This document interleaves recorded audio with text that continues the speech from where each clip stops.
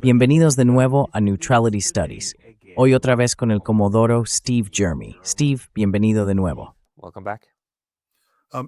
Encantado de verte, Pascal, y también de tener la oportunidad de conocerte en persona aquí en Tiflis.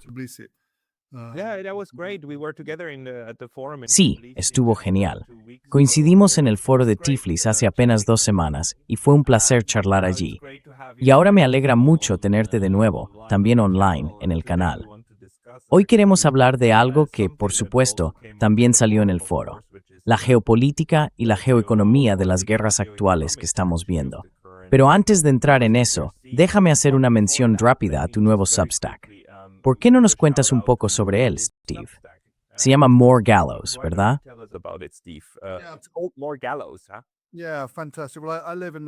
Sí, fantástico. Bueno, vivo en un condado del suroeste de Gran Bretaña que se llama Cornwallis, y allí tenemos una lengua celta.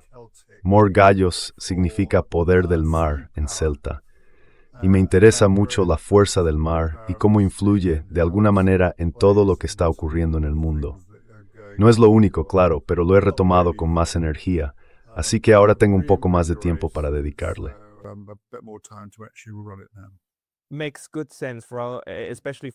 Tiene mucho sentido, sobre todo para ti, como antiguo comodoro y capitán de la Marina Real. Así que tengo muchas ganas de ver ese nuevo Substack tuyo y de leer todas tus actualizaciones. Pero bueno, entremos en el tema. Las dos guerras que estamos viendo, la de Ucrania y la de Irán, las dos están pasando por altibajos. Y ahora mismo, Irán parece estar en una especie de, diría que una pausa. No creo que sea el final, pero al menos ha pasado algo con el memorando de entendimiento.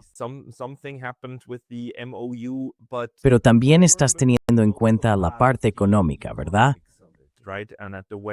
Y la forma en que el cierre del estrecho de Hormuz afectó no solo a la guerra en sí, sino también a todo lo que nos espera en el próximo año o 2. ¿Qué opinas? Sí, mi planteamiento se basa en una teoría que estoy desarrollando que llamo macroenergética, Pascal. Se trata del uso del análisis energético para hacer previsiones macroeconómicas. Y después de haber trabajado los últimos 15 años en el sector energético, pero también de haber estudiado macroeconomía a nivel de posgrado, puedo ver más o menos cómo encaja todo.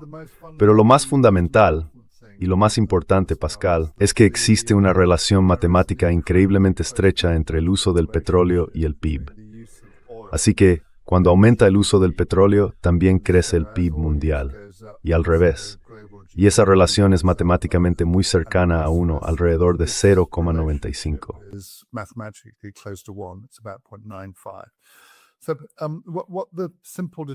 Así que la deducción sencilla de todo esto es que en realidad si sacas un 20% del petróleo mundial, o incluso un 13%, que son esos 13 millones de barriles diarios que salen del estrecho de Hormuz, entonces, si esa reducción se mantiene con el tiempo, tendrá un impacto enorme en la economía global, de un orden de magnitud parecido a ese 13%.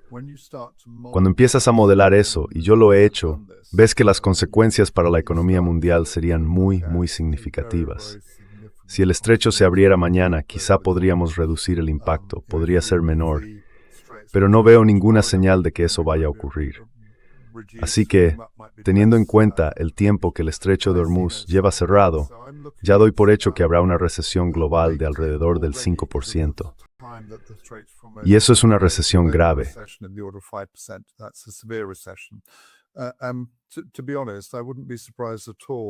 Sinceramente, no me sorprendería nada si sigue abierto un poco más, o incluso durante un periodo más largo, y acabamos viendo algo que se acerque al 10%. Un 10% es una depresión. En la Gran Depresión Mundial de 1929, creo que en Estados Unidos llegó a estar en torno al 15%. Pero eso te da una idea de las consecuencias económicas. También creo que mucha gente dice, bueno, no pasa nada, el estrecho de Hormuz ya está abierto. El problema con la logística marítima es que todo va muy despacio, y el desfase es larguísimo. Un petrolero se mueve más o menos a la misma velocidad que una bicicleta, Y el petróleo en los oleoductos circula como mucho a unos 10 kilómetros por hora, unas 8 millas por hora. Así que lo que se ve es que el sistema es muy, muy lento.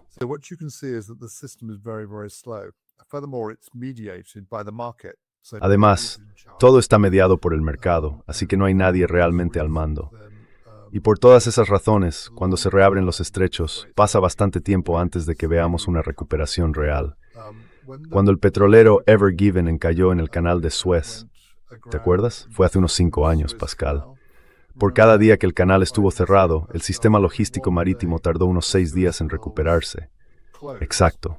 Así que, si lo pensamos durante 3 meses, incluso suponiendo que sea la mitad, 3 días de recuperación por cada día cerrado. Si el estrecho de Hormuz permanece cerrado 3 meses, estaríamos hablando de unos 9 meses de recuperación después.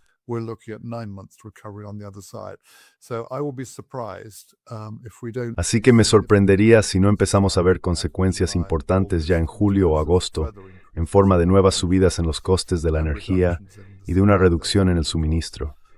Y tampoco me sorprendería que esas consecuencias se prolongaran bien entrado el año que viene.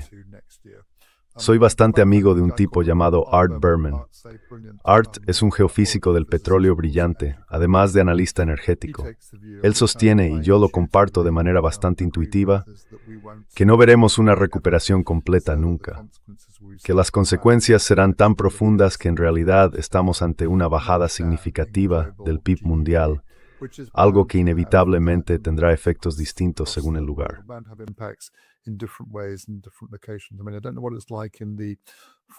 Quiero decir, no sé cómo está la situación en el lejano oriente donde tú estás, pero en Europa dependemos de forma crítica de las importaciones de petróleo, unas 12 millones de barriles al día. Y ese impacto se nota en toda la economía. Pero me gustaría saber cómo es en Japón, Pascal. Hablaba con un colega en una conferencia anteayer de Singapur.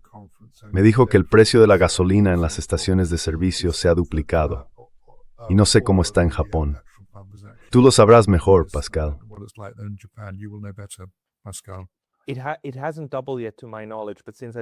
Hasta donde yo sé, todavía no se ha duplicado. Pero como no conduzco, no estoy pendiente de la gasolinera todo el tiempo. Aún así, ha subido bastante, y eso preocupa seriamente a muchos políticos japoneses.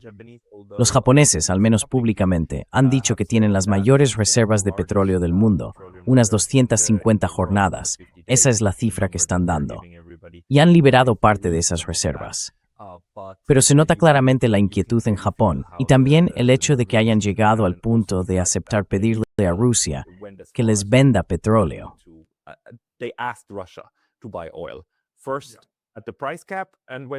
Primero, con el tope de precios, cuando los rusos los dejaron fuera de la sala, ellos volvieron y dijeron algo así como, vale, de acuerdo, compraremos al precio de mercado. Y curiosamente, los rusos estaban dispuestos a venderles petróleo. Así que no sé exactamente qué medidas está tomando el gobierno en este momento. Pero, como Japón depende tanto del petróleo, igual que Europa en realidad, y no está cerca de ningún yacimiento, no me sorprendería que estuvieran intentando reactivar ahora el proyecto de Sajalín, del que nunca se retiraron del todo, pero que quedó un poco en pausa. Aunque no tengo información sobre eso.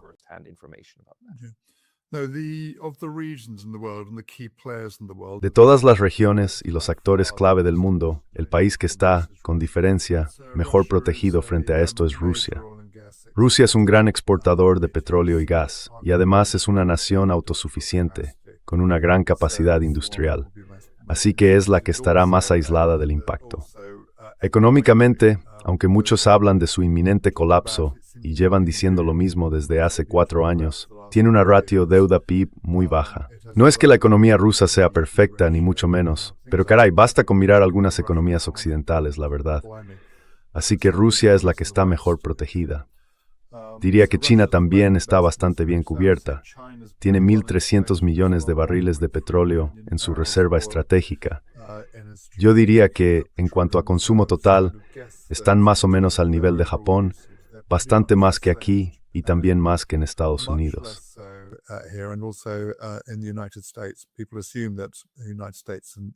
La gente suele pensar que Estados Unidos es un exportador de petróleo.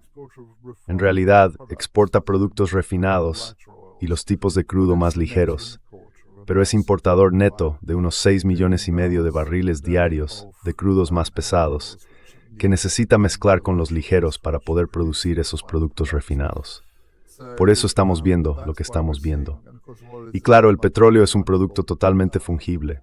Se vende en todo el mundo. Así que cuando suben los precios, también suben en Estados Unidos. Yo creo que la recesión ya está descontada.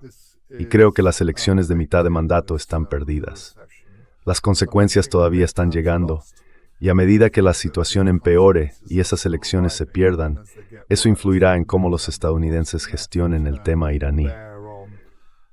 Entiendo por qué están tan desesperados por mantener abiertos los estrechos, porque imagino que ya ven venir el problema de frente. Pero sinceramente, creo que aunque los estrechos se abrieran mañana y de forma estable, ya sería demasiado tarde. Las elecciones de mitad de mandato en Estados Unidos están perdidas, con todas las consecuencias que eso implica.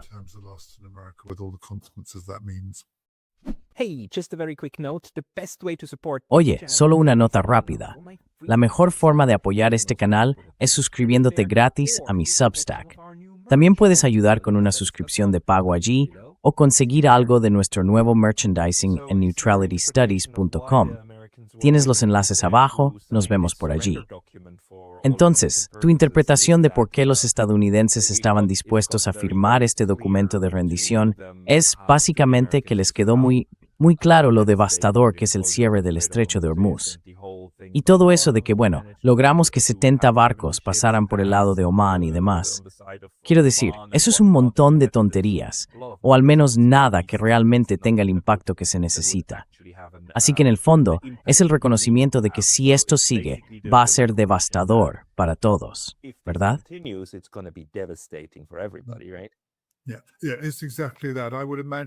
Sí, exactamente eso. Me imagino que el secretario de Energía ha hablado con Trump y le ha dicho, mira, estamos en un buen lío.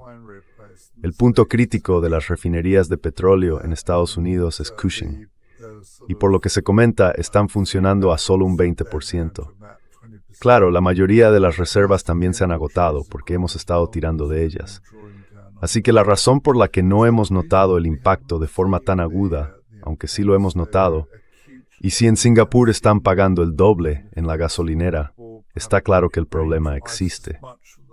Pero la razón por la que aquí no lo hemos visto igual es que la gente ha estado usando las reservas. Han estado utilizando las reservas estratégicas de petróleo.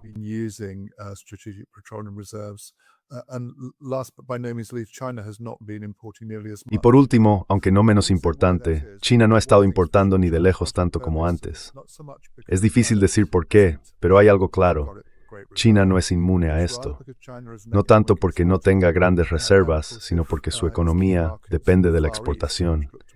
Y claro, si sus principales mercados en el Lejano Oriente, que a mí me parecen muy vulnerables, empiezan a colapsar por falta de energía, entonces también se hundirán las oportunidades de exportación de China en esas zonas. Así esto le interesa a China tanto como a Estados Unidos y Europa, aunque por motivos distintos.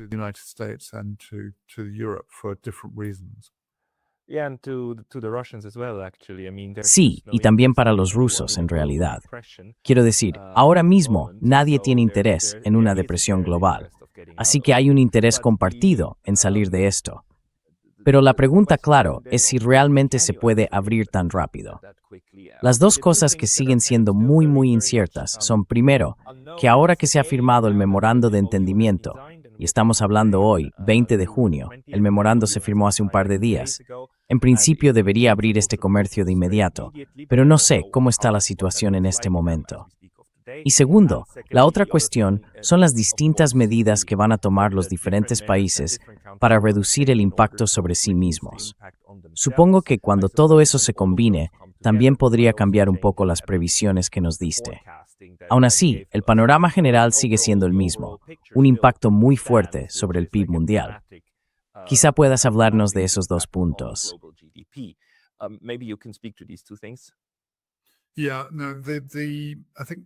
Sí, no. Creo que el memorando de entendimiento, y creo haber oído a otros describirlo bastante acertadamente, diría yo, es más bien un acuerdo sobre cómo negociar, no un acuerdo de paz. Así que creo que todavía queda mucho camino por recorrer en ese sentido. Y por supuesto, el problema que tienen los estadounidenses son los israelíes, que están empeñados en mantener la guerra. Creo que los israelíes han cometido el mismo error que los europeos y los ucranianos. Suponer que si Estados Unidos está de tu lado, vas a ganar. Y creo que ahora ya sabemos que eso ya no es cierto. Pero esa idea no parece haber calado, o al menos no se ha comprendido del todo, ni en Europa, ni en el Reino Unido, ni en Israel.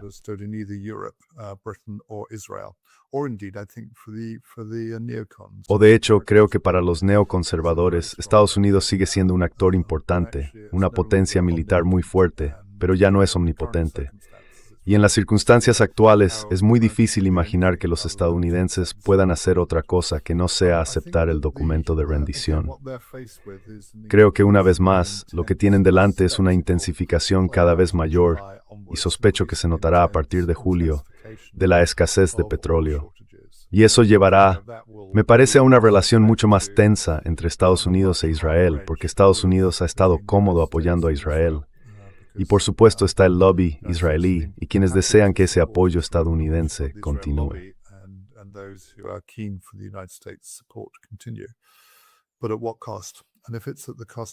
Pero ¿a qué precio?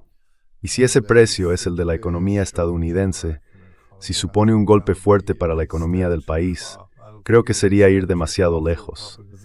No creo que eso sea ir demasiado lejos para republicanos y demócratas. Y pienso que cambiaría la naturaleza del debate. Así que Estados Unidos tiene en su mano detener la interferencia israelí, simplemente cortando el suministro de armas y dejándolos solos. Y yo habría pensado que la amenaza de algo así sería suficiente para que los israelíes rectificaran. Pero puede que no sea así, y lo veremos de aquí a julio. Ahora bien, por cada mes adicional, ya sabes, estamos hablando de 3 o 4 meses más, y de las consecuencias que se irán notando el año que viene.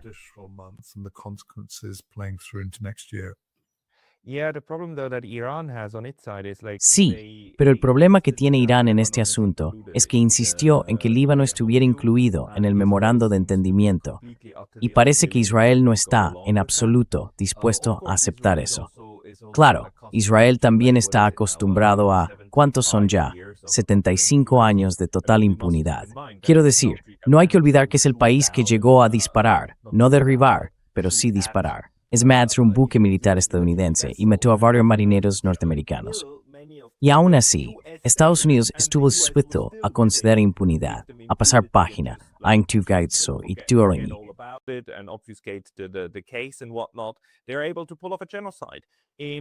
Son capaces de llevar a cabo un genocidio justo a las puertas de Europa, ¿verdad? Todo eso es posible para Israel. Y normalmente lo único que Israel tiene que hacer es llorar más fuerte cuando las cosas no le salen bien. Y me da la impresión de que eso es exactamente lo que están haciendo ahora, montando una rabieta por el acuerdo de paz y también por las críticas que vienen de Europa. Dicen que ya no quieren hablar con la Unión Europea desde que Kaja Kallas los comparó con la Sudáfrica del apartheid. Pero Israel no está dispuesto a aceptar eso. Sin embargo, forma parte del memorando de entendimiento, algo en lo que Irán insistió.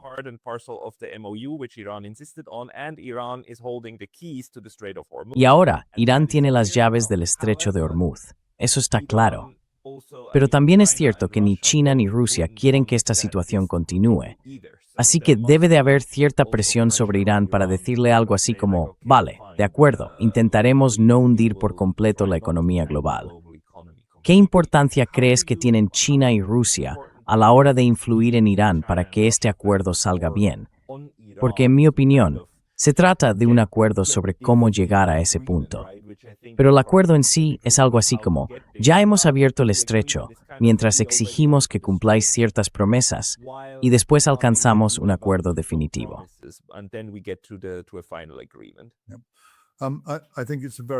Sí, creo que es una muy buena pregunta, porque siempre he pensado que en realidad la clave para poner fin a la guerra del Golfo es lograr una implicación mucho mayor de los rusos y los chinos. Me temo que Europa no tiene mucho margen de influencia, pero creo que los rusos y los chinos sí lo tienen. Ambos son aliados de Irán, y a ninguno de los dos les interesa que lancemos al mundo a una depresión global, aunque los dos estén mejor protegidos frente a esa depresión que el resto de nosotros. Sospecho que lo que va a pasar es que si tengo razón, y a medida que las consecuencias económicas se vuelvan más agudas, más graves y más visibles, veremos un cambio adicional en la opinión pública de Estados Unidos.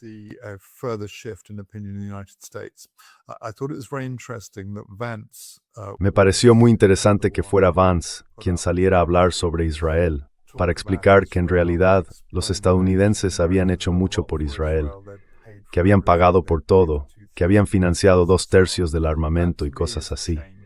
Para mí, eso supone un cambio. Ahora bien, es posible que a Israel, al lobby de AIPAC, no le guste, y que a algunos neoconservadores tampoco les guste. Pero en realidad, incluso el lobby de AIPAC y los neoconservadores creo que tendrán una influencia limitada cuando llegue una recesión realmente grave. Y ese es el escenario que, en mi opinión, ya está prácticamente asegurado. Así que en esas circunstancias creo que la presión en Estados Unidos sobre la Casa Blanca en general y sobre la Casa Blanca en particular, y en todo el espectro político, será para que, en definitiva, se obligue a Israel a ceder.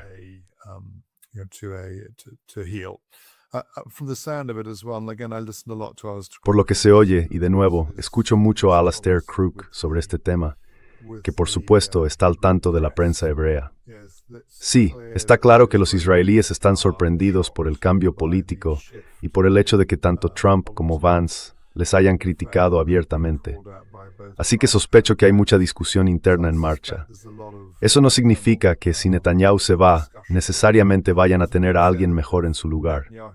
Pero aún así, me imagino que va a haber una conversación, un debate político dentro de Israel. De hecho, ya hemos oído a uno de los jefes del Estado Mayor israelí, creo que fue, o al jefe del Estado Mayor de la Defensa, decir que necesitarían unas 6 veces el tamaño actual del ejército israelí para poder ganar las guerras, o al menos para intentar librarlas, lo cual es claramente imposible.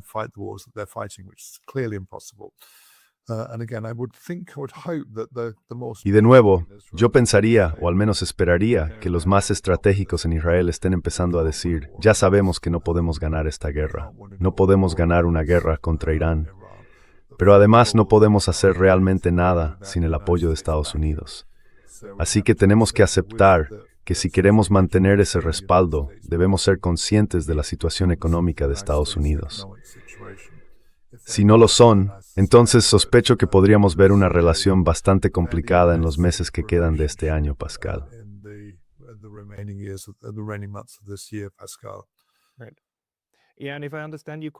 Exacto.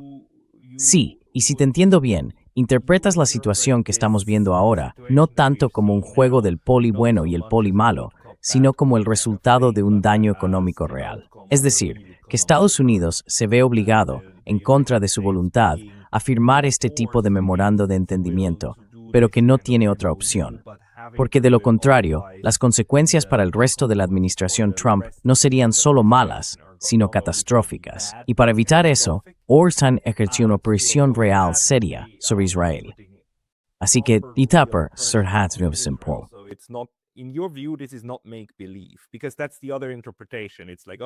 Porque esa es la otra interpretación. Es como, no, que solo están jugando con los mercados, que lo que quieren es una pausa, que bajen los precios.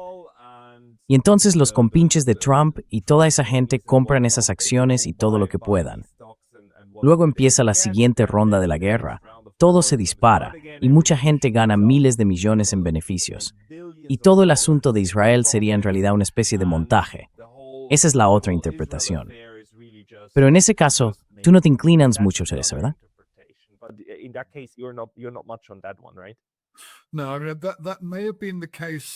No, eso puede que haya sido así en los últimos meses. Pero sospecho que lo que ha pasado es que como todo esto ha parecido una especie de guerra falsa, la gente ha pensado, bueno, los estrechos casi se han cerrado, quizá no sea tan grave como creíamos. Los precios han subido, sí, los de la gasolina y el diésel también, pero en la práctica no ha sido tan malo como pensábamos. Ahora bien, creo que, a medida que las consecuencias se van haciendo más evidentes y la gente empieza a darse cuenta de que hay un desfase de unos 3 meses, la percepción cambia. Y claro, depende de dónde estés. En el lejano oriente, ese desfase es menor, porque los barcos tardan menos en llegar allí.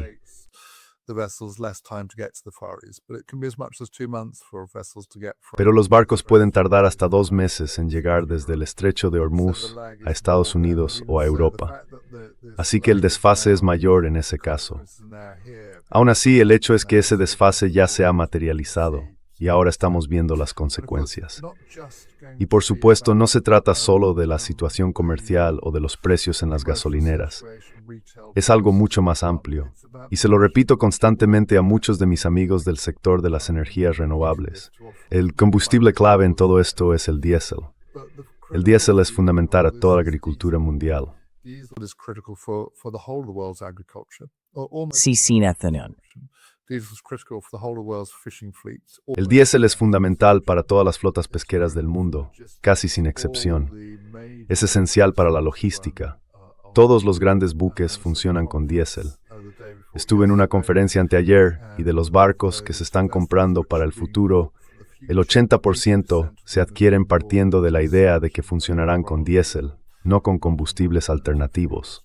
Es clave para la construcción y también lo es para casi todos los demás sectores energéticos. Yo he trabajado en el sector eólico marino y dependemos totalmente del diésel. No he trabajado en el sector nuclear, pero ocurre lo mismo. En la construcción de materiales nucleares también es esencial. Tiene que producirse a partir de crudo pesado, ¿verdad? No del ligero. Sí, así es. Así es. Verás, los petróleos ligeros estadounidenses, sobre todo los que vienen de los yacimientos de esquisto, Pascal, los combustibles del fracking, no producen diésel. Y lo fundamental del diésel es su increíble densidad energética, es decir, una densidad de potencia impresionante. Y casi todo lo esencial en el equipo industrial depende de eso. ¿De dónde sale un panel solar? Pues un panel solar existe porque alguien extrae minerales en Australia con una excavadora que funciona con diésel. Luego lo transportan por Australia hasta un puerto, probablemente en un tren que también usa diésel. Desde el puerto se envía a algún lugar de China en un barco impulsado por diésel. En China lo llevan a la fábrica, seguramente con energía de carbón. Ya ves por dónde voy. Después se transporta todo de nuevo y al final se instala en Japón. Sí, o sea, lo que dices es que al final, incluso un panel solar es un producto fabricado con diésel.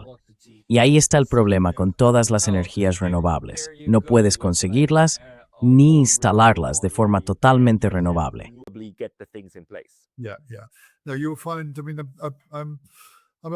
Obviamente soy partidario de las energías renovables, pero creo que el problema está en pensar en ellas como si fueran alternativas que tienen que competir entre sí.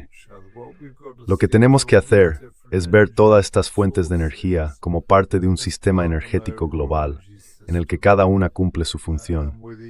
Pero el factor clave en este momento, y sospecho que lo seguirá siendo al menos durante los próximos 50 años, son los hidrocarburos, que proporcionan los combustibles necesarios para que funcionen los demás sectores. Si avanzáramos muy rápido, quizá podríamos lograr una gran transición en unos 30 años.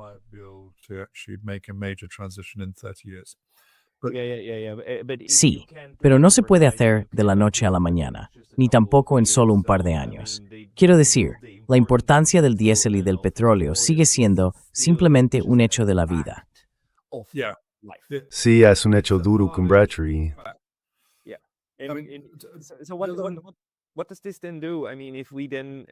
Entonces, ¿qué implica eso? Si entiendo bien lo que estás diciendo, lo que me parece es que en los últimos 3 meses de la guerra, las diferencias de precios que vimos son, más o menos, las expectativas futuras de los mercados hoy. Pero reaccionan, ¿no?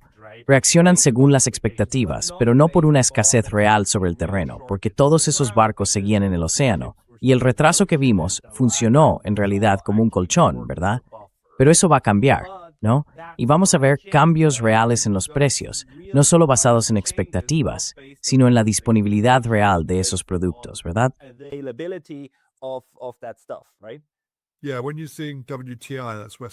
Sí, cuando ves WTI, que es el West Texas Intermediate, y los precios del Brent, esos son precios de futuros casi siempre. Y es muy interesante, porque los precios reales, los de los combustibles que están llegando, o sea, los petróleos que están llegando, son más altos. Creo que la cifra que escuché en Singapur era que estaban pagando hasta $200 por barril por algunos de esos combustibles. No he podido analizarlo en detalle, pero esos son precios reales de entrega. Así que ya sabes, los mercados de futuros y los mercados reales son cosas muy, muy distintas. Lo mismo pasa con el oro, por cierto.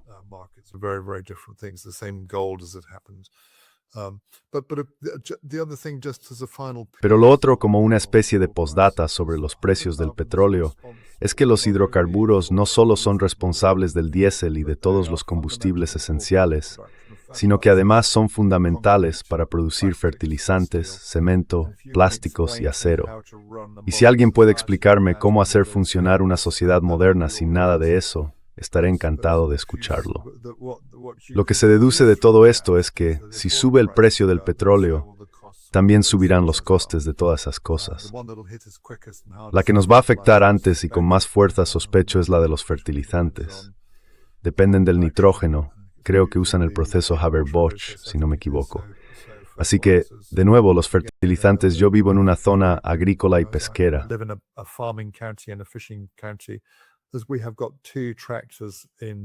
Tenemos 2 tractores en el condado de Cornualles, que es un condado relativamente pequeño, de entre probablemente miles, que funcionan con un combustible alternativo. Todo lo demás va con diésel.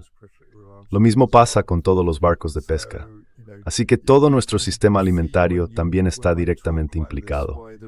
Y claro, se entiende cuando hablo de esto, por qué existe esa relación tan estrecha entre el crecimiento económico, o el PIB, y los hidrocarburos. Es prácticamente 1 a 1. Así que sí, creo que esto va a afectar no solo a la situación de Estados Unidos en Irán, sino también, sospecho, Pascal, que tendrá impacto en la guerra entre Rusia y Ucrania. Interesante. Cree que si se produce una depresión económica que afecte a todos los sectores, eso influirá en la capacidad de combate. ¿Sería un impacto directo o más bien indirecto? Creo que será algo indirecto, pero girará en torno a la pregunta, ¿cómo vamos a pagar esto? Claro, si empezamos a ver una reducción del PIB, eso significa que también empezamos a ver una contracción. Y con eso también se reduce la recaudación de impuestos. Así que la capacidad del gobierno para actuar se va reduciendo. Esto probablemente se notará también con otra complicación. Los precios están subiendo, y no por cambios en la oferta monetaria, sino por el aumento de los costes de producción. Y a medida que los precios suben, eso por supuesto ejercerá presión o probablemente ejercerá presión sobre los bancos centrales, que tradicionalmente intentan controlar la inflación mediante la política monetaria. Y entonces cuando eso ocurra, cuando los llamados halcones decidan realmente subir los tipos de interés,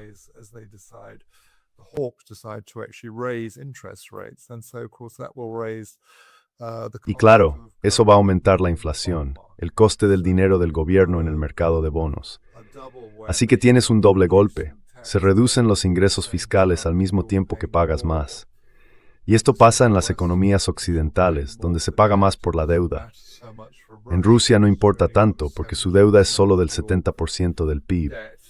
Pero en los países occidentales, ya sabes, y creo que con la excepción de Alemania, aunque ellos también van por mal camino, todos estamos por encima del 100% del PIB. Así que no hace falta un gran cambio en el mercado de bonos para que empiecen a verse consecuencias importantes.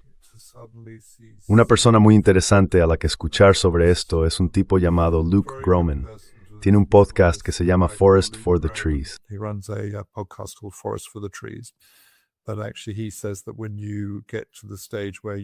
Pero en realidad, él dice que cuando llegas al punto en que los ingresos fiscales del gobierno son inferiores al aumento del coste de los intereses de la deuda, básicamente estás en una especie de esquema quasi Ponzi, porque al final no te queda otra que empezar a imprimir dinero. Y entonces entras en esa situación. Imprimes dinero o proteges tu moneda. Así que, sinceramente, creo que estamos en un buen lío. Y sospecho que la razón por la que esto va a influir en la guerra entre Rusia y Ucrania es que Occidente, Europa, que depende de forma crítica del petróleo y el gas, se va a ver entrando en recesión justo cuando se le pide gastar más en defensa y más en apoyar a Ucrania. Y me temo que eso va a generar mucha inquietud entre las poblaciones europeas, que en cierto modo creo que han sido objeto de propaganda, por desgracia, han sido esfuarzos a pensar de una determinada manera.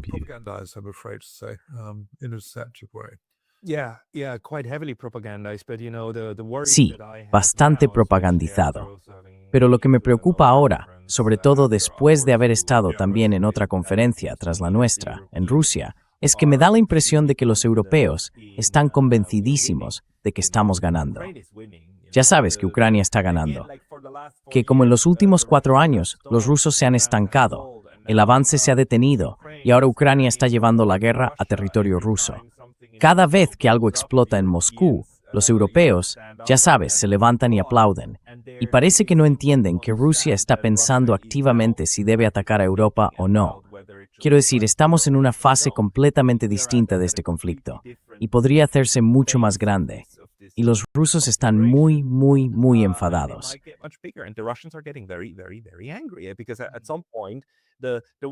Porque, en algún momento, lo único en lo que estuvieron de acuerdo durante los últimos 4 años fue en mantener la guerra dentro de Ucrania, ¿verdad? Y cada vez que parecía que podía extenderse a Europa, los europeos lo frenaban de inmediato. Especialmente, ya sabes, aquel misil ucraniano que mató a 2 agricultores. Los europeos lo cerraron enseguida. Pero poco a poco se han ido empujando a sí mismos hacia llevar la guerra dentro de Rusia. Y parece que están bastante orgullosos de que esa estrategia, digamos, de ir cortando poco a poco, haya funcionado. Y ahora los rusos están en un punto en el que dicen algo así como, bueno, ya no tiene sentido dejar fuera a los europeos. Así que están pensando activamente en disparar. No lo sé. Esto nos aleja un poco del aspecto económico, pero quizá haya una forma de conectar ambas cosas. ¿Tú qué opinas de todo esto?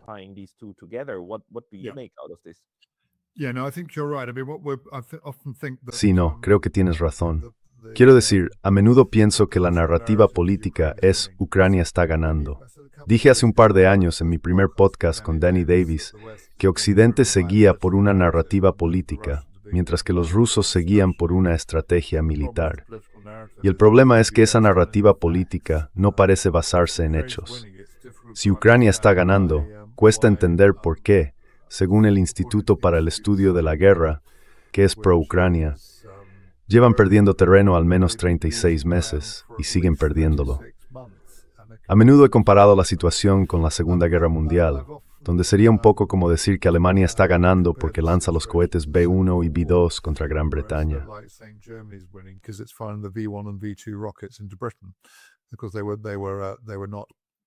Porque no eran cosas agradables que se lanzaran contra Gran Bretaña, pero no cambiaron en absoluto el curso de la guerra.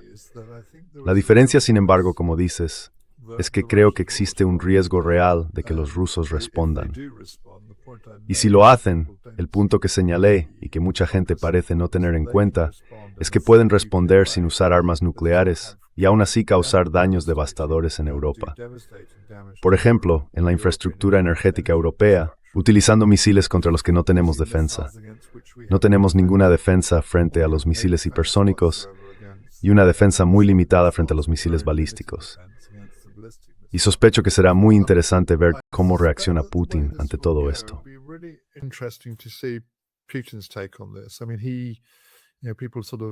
Quiero decir, la gente me asombra cómo muchos lo ven como una especie de demonio encarnado, una figura casi hitleriana, y parece que ni siquiera se molestan en intentar entenderlo.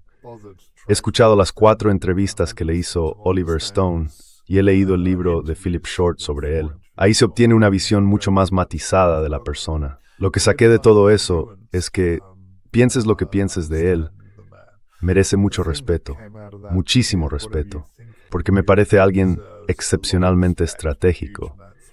Creo que el equilibrio que mantiene está, por un lado, en cómo responde a la presión política y, de hecho, al riesgo de que si no hace algo los europeos acaben haciendo todavía más.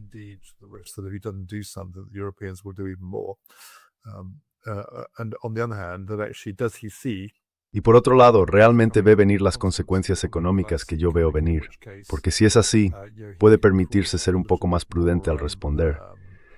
Al fin y al cabo, tarde o temprano los europeos van a dañar, o ya han dañado, su propia economía con las sanciones que se suponía que debían dañar la suya. Y ahora están a punto de sentir los efectos de verdad, mucho más rápido, mucho más intensamente, a medida que las economías europeas se debilitan. Alemania, por ejemplo, ya está teniendo dificultades en buena parte por las sanciones que hemos impuesto a Rusia. Es que parece increíble.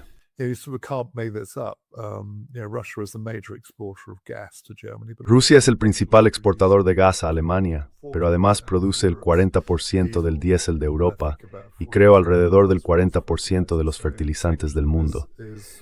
Así que sancionarlos es como una sanción boomerang. Era inevitable que nos hiciera más daño a nosotros. Creo que hay una cuestión abierta y me gustaría saber tu opinión sobre si crees que los rusos van a responder. Si yo fuera Putin y hubiera decidido responder, me interesaría cómo y dónde hacerlo. Y me sentiría tentado, sea cual sea la forma de responder, de coger el teléfono y llamar a Trump para decirle que si esto continúa, responderemos con ataques a los países que consideremos que están proporcionando la mayoría de las armas.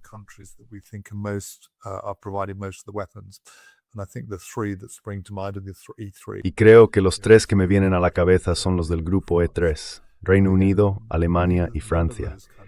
Y de nuevo, ninguno de esos países tiene la capacidad de defenderse de un misil hipersónico que pudiera impactar, por ejemplo, en Southampton, donde están los grandes depósitos de petróleo. El daño que eso podría causar a la infraestructura energética de Occidente sería enorme. Nos haría retroceder, no literalmente a la edad de piedra, pero sí tendría un efecto muy profundo en cómo funciona una economía occidental. Así que bueno, es una cuestión abierta. Yo creo que empezaría hablando con los estadounidenses y les diría, hasta aquí hemos llegado, vamos a responder.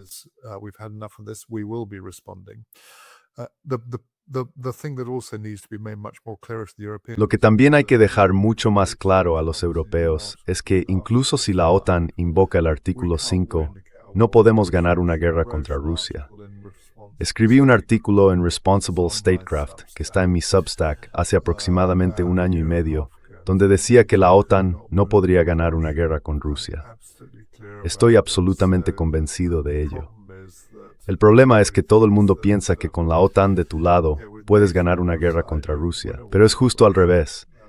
Puedo explicarte ese razonamiento si quieres, aunque me gustaría saber qué opinas tú sobre cómo podrían responder los rusos.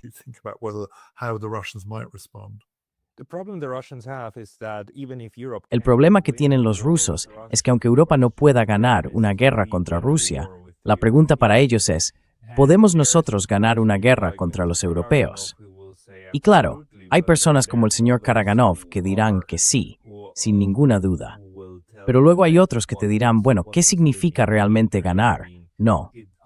Quiero decir, estamos hablando de un escenario como el de la Segunda Guerra Mundial, en el que los rusos tendrían que marchar hasta Berlín, y en este caso, también hasta París y Londres.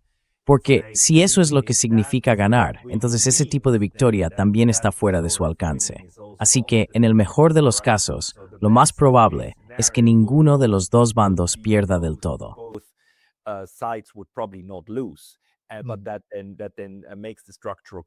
Pero eso hace que el conflicto estructural sea aún peor. Y lo curioso es que lo que los rusos han intentado conseguir durante los últimos 15 o 20 años es justo lo contrario, ¿verdad? Buscan una solución estructural al problema de seguridad, algo parecido a la idea de Gorbachev de una casa común europea. Y el tipo de enfoque del que estamos hablando ahora nos llevaría exactamente en la dirección opuesta. Creo que, En general, las personas que están al mando en este momento siguen teniendo un interés estratégico en mantener la guerra en en mantener la guerra dentro de Ucrania. Pero los europeos están saboteando esa estrategia, ¿verdad? Y la están llevando hacia Rusia.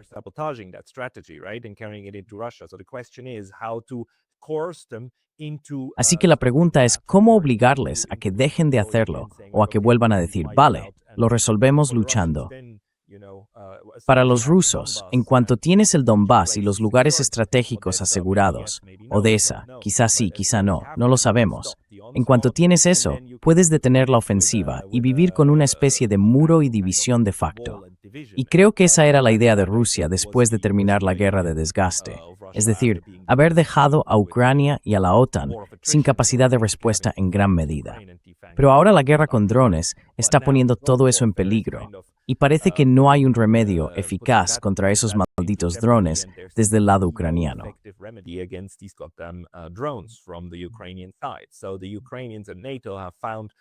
Así que los ucranianos y la OTAN han encontrado algo que no puede ganar la guerra, pero que sí puede dañar gravemente a Rusia. Y están contentos con eso, ¿verdad? Y esa es la parte enfermiza de todo este juego, que una vez más se alegran del daño que causa en Rusia. Algunos de ellos incluso pueden creer que eso hará que los rusos se rindan. Pero de nuevo, lo único que consigue es dar más poder a quienes dicen que hay que llevar la guerra a Europa. Y bueno, que les den a los próximos 50 años con los europeos, que podemos seguir luchando. Por eso lo veo como una espiral de escalada enorme en la que estamos ahora mismo. Y lo único que probablemente lo frena es el veto de Vladimir Putin, que dice algo así como no, todavía no vamos a quemar todos esos puentes a largo plazo.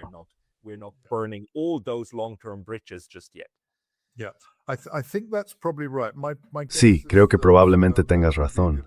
Mi impresión es que ese sería el enfoque que tomarías.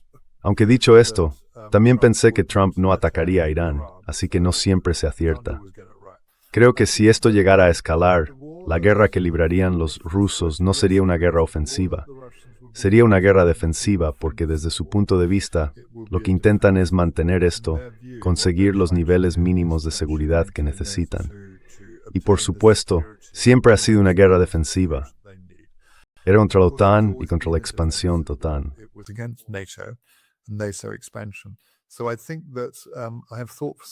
Creo que desde hace tiempo pienso que la estrategia rusa se puede entender en 5 fases, Pascal. La primera fue básicamente un apoyo militar a lo que era una iniciativa diplomática, más que un intento real de tomar Ucrania. De hecho, estaban dispuestos a firmar, tuvieron negociaciones abiertas con Ucrania al segundo día de la invasión y estaban listos para firmar en menos de un mes, si no hubiera sido por Boris Johnson y Biden. Pero luego se dieron cuenta de que, pasado ese mes, los europeos y la OTAN dispuestos a intervenir del lado de Ucrania. Así que tendrían que for.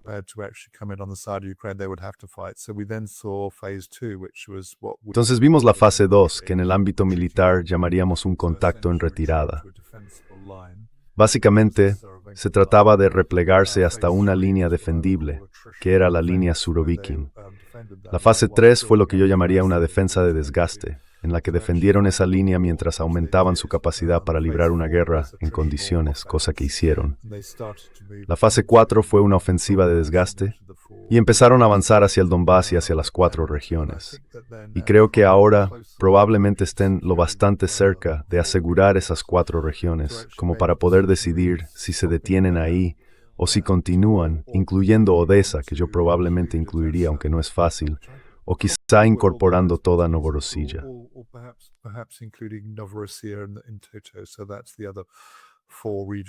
Así que esas son las otras 4 regiones al oeste de la región minimalista. En algún punto de esa zona hay un lugar de mínima seguridad. Pero lo que estábamos viendo eran intercambios balísticos. Porque claro, ¿cómo respondería la OTAN si los rusos siguieran por ese camino y atacaran, por ejemplo, fábricas de armamento de la OTAN que se estuvieran usando para desarrollar armas? Es difícil saber qué haría Europa, porque no tenemos la capacidad ofensiva para invadir Rusia. De hecho, es justo al revés. nuestras fuerzas serían aniquiladas, incluso si pudiéramos movilizarlas, cosa que no podemos. Así que en esencia se convierte un poco en un partido de tenis. Nos lanzamos misiles unos a otros.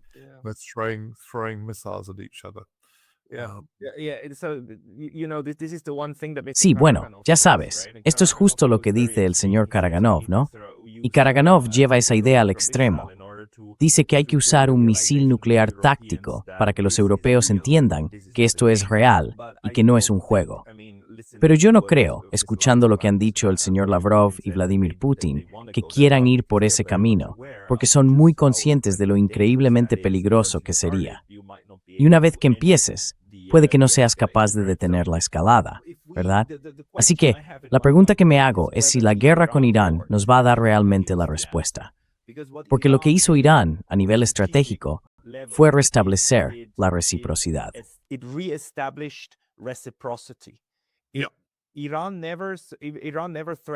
Irán nunca amenazó la supervivencia real de Israel ni de Estados Unidos, pero dijo algo así como: por todo lo que nos lancéis, sabemos que podéis hacerlo.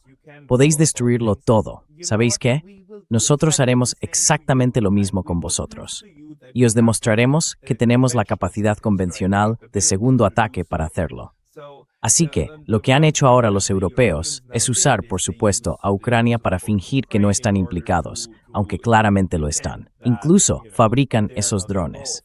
Así que si Rusia realmente dijera: vale, ¿sabéis qué? Estáis atacando con drones nuestras fábricas y nuestras ciudades, pues nosotros haremos lo mismo con las vuestras, hasta que entendáis que, si no paráis vuestros drones, nosotros tampoco pararemos los nuestros.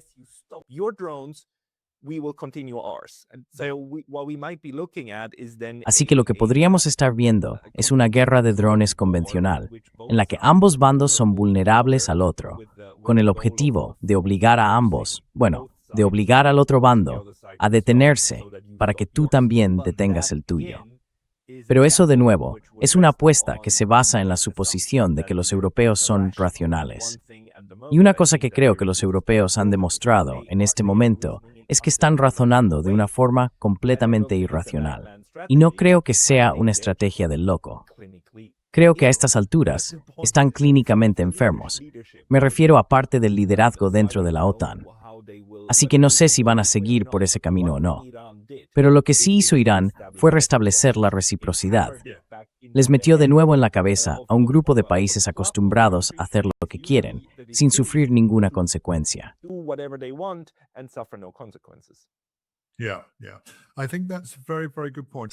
Sí, creo que es un punto muy bueno y muy bien planteado. Lo que me llamó la atención de la estrategia iraní fue que en realidad era más o menos lo que esperaba.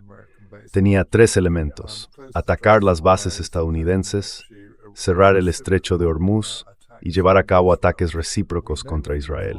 Y sabemos, por la guerra de los 12 días, que en Israel causaron bastantes daños. Así que me sorprendió un poco que la gente en el AIPAC, no lo percibiera. Pero creo que el gran peligro de usar armas nucleares es que las naciones, Reino Unido y Francia, que también tienen ir. Así que reiswordse es montinli.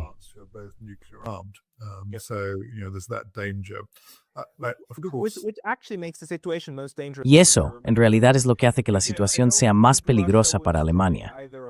No creo que Rusia atacara ninguno de los dos lugares con armas nucleares, pero podría atacar a los alemanes y luego decir algo como: ¿de verdad París? ¿Vas a poner en riesgo París por Berlín? ¿Tú harías eso, Londres? Y todos sabemos la respuesta a esa pregunta: no lo harían.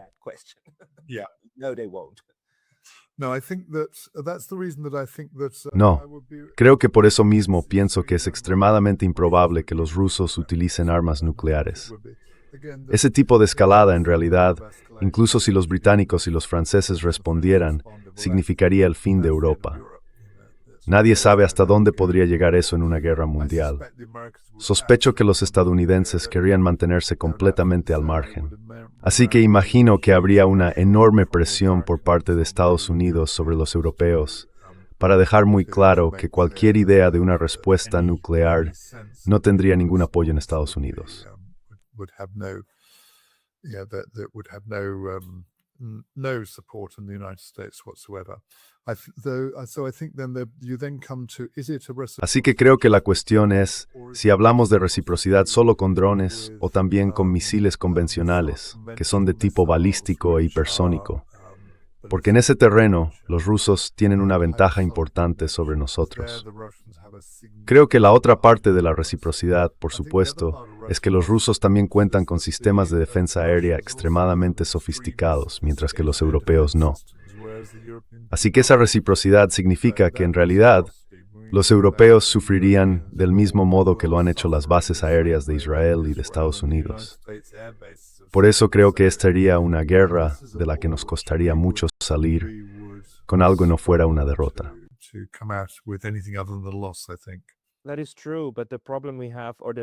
Eso es cierto. Pero el problema que tenemos, o mejor dicho, el problema que tenemos todos, y cuando digo todos me refiero a los rusos, a los europeos, a todo el mundo, es que la guerra con drones es, a estas alturas, notoriamente difícil de defender. Si hay suficientes drones, pueden saturar cualquier tipo de defensa. Y eso lo vimos en la guerra de Irán. Lo estamos viendo ahora con Ucrania. Además, estos drones son baratos de producir, fáciles de fabricar. Se puede hacer safe production, ¿verdad? No están todos en toda una fábrica.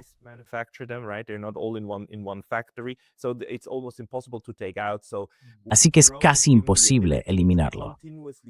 Los drones han dado la capacidad de atacar de forma continua al otro bando, y el otro no puede bloquearlo bien.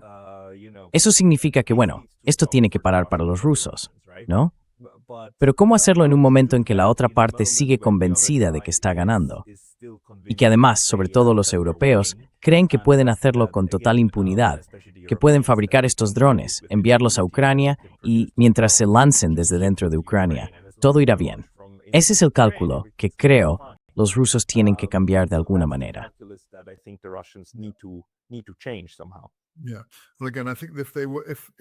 Sí, bueno, a ver, creo que si llegaran a tomar esa medida, probablemente sería la que has descrito, responder con drones. Y sospecho que habría una respuesta muy dirigida para atacar fábricas de drones en toda Europa. Así es como yo lo vería. Pero también pienso que la carta de salida libre de la cárcel, por así decirlo, para el mundo, no sería una salida de la guerra, sino más bien una entrada en una recesión económica grave, o incluso peor. Y cuando eso empiece a influir en el debate político en Europa, la gente se va a preguntar ¿de verdad queremos duplicar el gasto en defensa mientras reducimos a la mitad el gasto en sanidad o en seguridad social?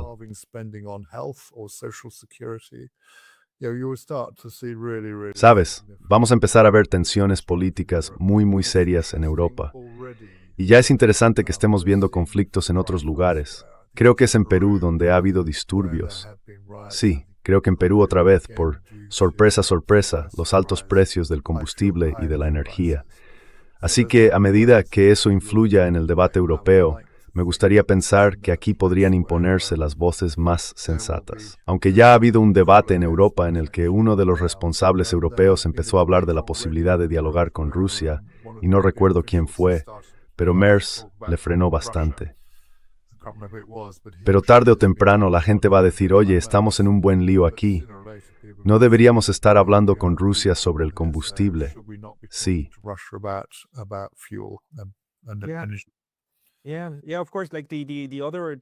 Sí, claro. La otra forma de jugar esto, y espero de verdad que los rusos tengan la cabeza fría para hacerlo, es esperar. Porque con la crisis económica, no molestes a tu enemigo cuando está cometiendo errores. Así que no los molestes mientras te imponen sanciones, porque una vez más, eso perjudica más a los europeos. Y simplemente juega a largo plazo, esperando un cambio de régimen allí, en Europa. Puede que ocurra, y me pregunto si llegaremos a verlo.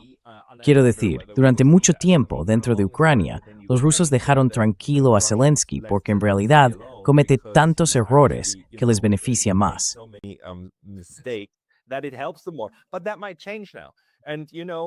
Pero eso podría cambiar ahora. Y bueno, Occidente ya ha demostrado que ir a por jefes de Estado está bien, ¿no? Así que los rusos podrían estar pensando ahora en esa opción de cambio de régimen mediante un asesinato, por así decirlo. Sí, creo que deben de estar valorando esa posibilidad, porque un liderazgo completamente nuevo en Ucrania podría marcar una diferencia mucho mayor para el país de la que supuso en su momento para Irán, porque la estrategia de Irán consistía precisamente en mantener la estrategia en marcha, incluso si eliminaban a sus dirigentes. No creo que los europeos ni los ucranianos funcionen de esa manera. Yeah, I think that's right. I think I've thought Sí, creo que es cierto. in a similar way. Creo que he pensado de una forma parecida. Pensé que en realidad no solo podrían estar considerando una estrategia de decapitación, que en Occidente no ha tenido mucho éxito, aunque aquí hablamos de una situación distinta, sino que también he pensado, o más bien últimamente he pensado, que no es imposible que abran un segundo frente en el norte, avanzando hacia una segunda línea militar. Y tienen la capacidad militar para hacerlo, Pascal. Podrían avanzar de nuevo hacia Kiev. Porque creo que en realidad la pérdida de Kiev haría que mucha gente pensara, imagínate a los embajadores europeos teniendo que marcharse y a la población desplazándose, sin duda moviéndose hacia el oeste, hacia Leópolis.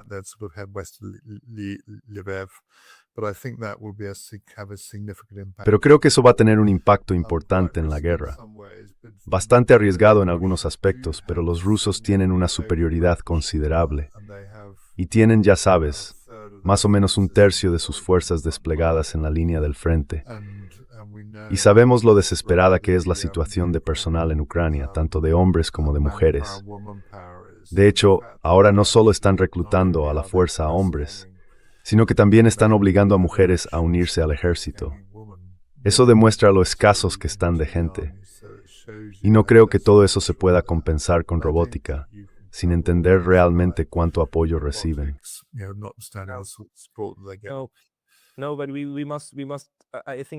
No, pero debemos, creo yo, debemos analizar esto ahora y darnos cuenta de que por un lado tenemos la situación en el campo de batalla y nuestra carencia está en la guerra sobre el terreno. Y luego tenemos la guerra de los drones. Y estas dos cosas, en cierto modo extraño, están desconectadas, ¿verdad? Una puede funcionar sin la otra. Y al revés, porque no afectan al mismo terreno de juego. Los drones, en cierto sentido, son mucho más políticos que militares, mientras que la falta de hombres y todo lo relacionado con eso tiene que ver con la capacidad militar de mantener la línea donde sea que esté. Y es realmente curioso que ahora estas dos cosas estén tan separadas.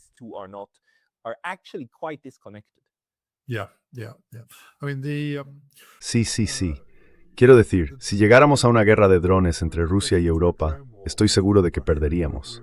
Completamente seguro, porque una vez más estamos menos preparados. No tenemos bien protegidos ninguno de nuestros emplazamientos. Los rusos sí.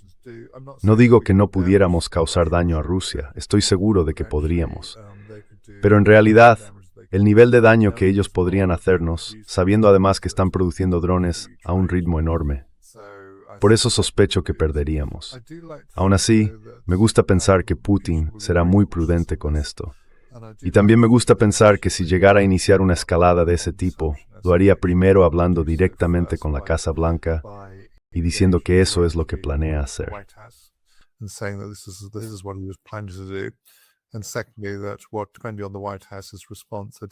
Y en segundo lugar, que dependiendo de la respuesta de la Casa Blanca, él hablaría con el grupo de los tres, con los líderes de los tres países, diciéndoles, si seguís apoyando a los ucranianos en esto, nosotros responderemos. Porque de nuevo, la pregunta es, ¿qué harán los europeos? Sobre todo si Trump ha dicho que no apoyará a los europeos. En el fondo son tres Bambis decidiendo qué hacer frente, como dice John Mearsheimer, no al rey Kong, sino al otro gran Godzilla. Esa es la capacidad rusa. Pero insisto, me preocupa mucho la situación económica. Creo que la situación económica podría, de hecho, llevar al final de estas dos guerras.